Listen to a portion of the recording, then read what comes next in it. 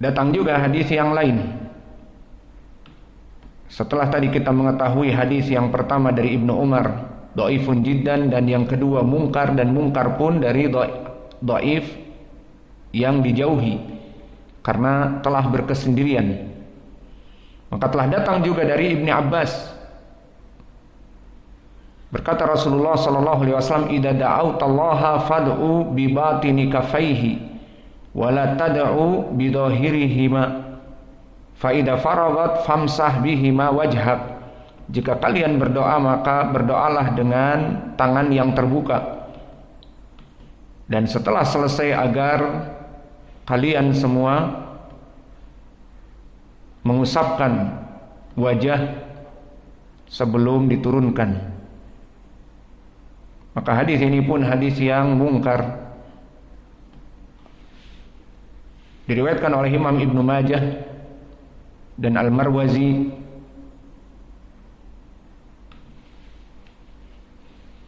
Maka hadis ini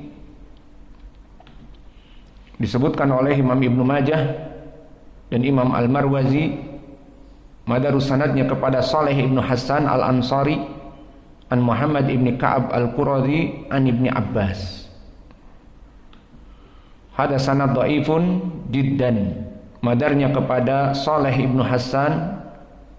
Qala al-Imam Al-Bukhari kepada Saleh Ibnu Hasan mungkarul hadis, bahwa dia selalu berkesendirian di dalam hadisnya. Dan berkata Imam Ibnu Ma'in, laisa hadithuhu bi syai'. Dan berkata Ibnu Hibban, kana mimman yarwil mawdu'at anil isbat, dia termasuk orang-orang yang meriwayatkan hadis-hadis palsu dari orang-orang yang thiqah. Dan bahkan Imam Ibnu Abi Hatim telah menanyakan kepada bapaknya Abu Hatim tentang sanad hadis ini. Ditanyakan hadis ini an Saleh Ibni Hasan an Muhammad Ibni Ka'ab dari Ibni Abbas, bahwa Nabi mengatakan, idza sa'altumullah fas'aluhu bi butuni akufikum wa la tas'aluhu bi duhuriha wamsahu biha wujuhakum. Bahwa jika kalian berdoa, berdoalah dengan kedua tangan yang terbuka, kemudian setelah itu usapkan kepada wajah kamu. Maka dikatakan oleh Imam Abu Hatim, hada hadisun mungkar, hadis ini hadis yang mungkar. Maka inilah dari beberapa periwayatan hadis yang mana hadis-hadis ini tidak lekang dari kedhaifan dan dhaifnya jiddan, tidak bisa terangkat kepada riwayat yang hasan li ghairih ataupun sahih, karena sangat dhaif. Yang pertama dari Ibnu Umar disebutkan rawinya kadzab, dan yang kedua dari Umar mungkar, dhaif tetapi berkesendirian, dan yang ketiga memang dari periwayatan rawi yang mungkarul hadis. Maka rawi-rawi yang mungkarul hadis yang memang dicap oleh para ulama selalu berkesendirian, itu ditakutkan untuk diambil, karena bisa jadi dari kesalahan dia. Dia terbiasa untuk berkesendirian dalam meriwayatkan hadis, maka tidak bisa naik kepada derajat paling sedikit hasan li ghairih. Kesimpulannya, permasalahan mengusap wajah kita dengan tangan di saat melaksanakan doa kunutul witr itu tidak sabit. Tidak sabitnya dari segi pertama, hadis-hadisnya dhaif dan dhaifun jiddan, kebanyakan mungkarul hadis, rawi-rawinya tidak bisa naik kepada derajat hasan ataupun sahih.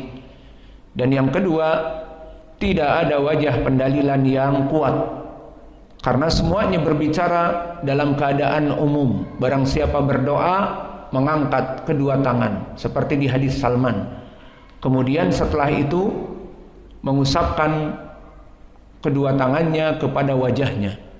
Maka ini tidak ada pendalilan pada saat kunutul witr. Apalagi madhab kita kunutul witr tidak mengangkat tangan. Yang rajih sesuai hadis Anas bahwa Nabi Muhammad SAW la yarfa'u yadaihi fi syai'in minad du'a ilal istisqa. Di hadis muttafaqun alaih dari Anas, Nabi tidak pernah mengangkat kedua tangan di dalam doa-doanya kecuali doa di salat istisqa. Maka kunut witir tidak termasuk kepada istisqa, maka tidak mengangkat tangan. Maka bagaimana tidak mengangkat tangan kemudian mengusap kedua wajah? Dan pendalilan mengusap kedua wajah, jika dia di luar salat pun, maka yang rajih mengusap kedua wajah tidak dilaksanakan karena dhaifnya hadis. Hadis yang sahih dari Salman yang semakna dengan hadis Ibnu Umar ini disebutkan dengan sanad yang sahih yang telah kita berikan di pelajaran yang lalu, bahwa Nabi Muhammad mengatakan innallaha hayyun karim, barang siapa yang mengangkat kedua tangannya Allah merasa malu dan tidak dibiarkan tangannya itu turun dan Allah tidak memberikan jawaban kepadanya. Itu hadis yang sahih. Dari mana tambahan di saat turun sambil lewat mengusap kedua wajah baru turun? Ini tambahan dari Ibnu Umar yang kita sebutkan tadi, maka hadisnya dhaifun jiddan. Kesimpulannya, tidak ada wajah pendalilan yang benar jika hadis ini sahih, bahwa mengusap wajah dengan kedua tangan di saat berdoa di kunut witir ini tidak ada wajah pendalilan secara benar, dan bahkan hadis-hadisnya dhaif. Maka ini yang bisa kita berikan jawaban, dan ini pun menjadi pendalilan tentang permasalahan bara'atul asliyah. Tidak mesti jika para ulama mengatakan bara'atul asliyah kemudian dia itu tidak ada dalil. Bisa jadi ada dalil, namun dalilnya tidak dipakai. Kenapa? Karena dhaif, sehingga para ulama tidak memandang kepadanya. Ini yang diinginkan di dalam permasalahan ini. Maka kalau bisa kita simpulkan, tidak ada hadis yang sahih, baik dari hadis yang marfu ataupun dari athar, tentang permasalahan ini. Dan lafaz-lafaz yang tadi yang kita sebutkan ada 3 hadis tidak bisa naik kepada derajat hasan sedikit pun. Maka kami menukilkan dari ucapan para ulama tentang tidak sabitnya perkara ini. Dinukilkan oleh Imam Al-Baihaqi, qala Imam Ibnul Mubarak, lam ajid lahu sabtan. Aku tidak mendapati hadis yang sahih, kata Imam Ibnul Mubarak, tentang mengusap kedua tangan. Dan berkata Abu Daud di saat dia mentaklik dari ucapan di sunannya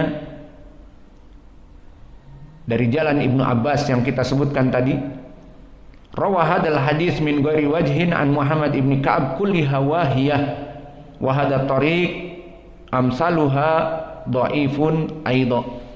Bahwa semua jalan yang datang dari Ibnu Abbas semuanya dhaif. Maksudnya ingin mengatakan tidak bisa naik kepada derajat yang hasan ataupun yang lainnya. Dan berkata Al-Baihaqi, la yathbut bi khabar sahih wala athar thabit wala qiyas. Maka tidak ada khabar yang sahih baik dari Nabi ataupun dari athar salaf atau qiyas bahkan tentang permasalahan mengusap wajah dengan kedua tangan. Dan berkata Imam Ibn Taimiyah di Majmu' al-Fatawa, wa amma mashu wajhahu biyadaihi falaysa anhu fihi ila hadis au hadisan la yaqumu bihi ma hujjah. Adapun tentang mengusap kedua wajah di saat selesai berdoa, ada 1 hadis ataupun 2 hadis dan semuanya tidak bisa dipakai. Maka ini nas dari para ulama tentang permasalahan mengusapkan kedua tangan kepada wajah setelah selesai berdoa semuanya tidak benar. Namun jika dikatakan kepada kita, Thayyib, kita pernah dulu belajar di tafsir surat An-Nas dan Muawwidzatain. Maka disebutkan Nabi mengusap wajahnya dan badannya, iya apa tidak? Maka kita katakan meskipun telah datang permasalahan ini, namun permasalahannya bukan masalah doa, masalah ruqyah yang ada. Maka telah datang diriwayatkan oleh Imam Al-Bukhari dan Muslim. Bahkan Imam Al-Bukhari pun di saat mengeluarkan hadis ini dari Aisyah, dia membuat babur ruqa bil Quran wal muawwidzat, bab meruqyah dengan Al-Quran dan Muawwidzatain. Kemudian menyebutkan hadis Aisyah di Sahih Al-Bukhari bahwa disebutkan kana yanfusu ala nafsihi fil marad alladhi mata fihi bil muawwidzat falamma thaqula kuntu anfusu alaihi bihinna wa amsaha biyadi nafsihi di barakatiha. Bahwa Nabi Muhammad SAW dulu di saat sakit dan lebih parah lagi sakitnya, maka Nabi tidak bisa meruqyah dan mengusap kepada wajahnya. Maka di sini syahidnya mengusap kepada wajah dan badan itu dari sunnah di saat meruqyah. Namun kita jawab ini masalah ruqyah, bukan masalah doa. Dan begitu pun di hadis yang lain yang ma'ruf dari Abi Hurairah atau dari Aisyah juga, bahwa kana Rasulullah sallallahu alaihi wasallam idza awa ila firasihi nafatha fi kafaihi, dan membaca qul huwallahu ahad, qul a'udzu birabbin nas, qul a'udzu birabbil falaq, seperti telah kita lewati di tafsir qul a'udzu birabbin nas dan qul a'udzu birabbil falaq. Maka Nabi kemudian membacakan Muawwidzatain dan qul huwallah, fanafatha, kemudian meniupkannya, kemudian yamsah biwajhihi wasairil badan, dan badannya. Maka kita katakan ini di bab ruqyah untuk melindungi diri dari syaitan atau dari perbuatan syaitan yang merugikan seperti teluh, santet dan sebagainya. Maka ini bab ruqyah, bukan bab doa kemudian mengusap wajah. Ini lain lagi. Kesimpulannya, di saat kita selesai dari doa kunut, maka tidak mengusap wajah kita dan bahkan tidak mengangkat tangan kita. Wa naktafi ilahuna wa jazakumullahu khaira wa barakallahu fi ilmikum. Subhanakallahumma bihamdika asyhadu an la ilaha illa anta astaghfiruka wa atubu ilaik.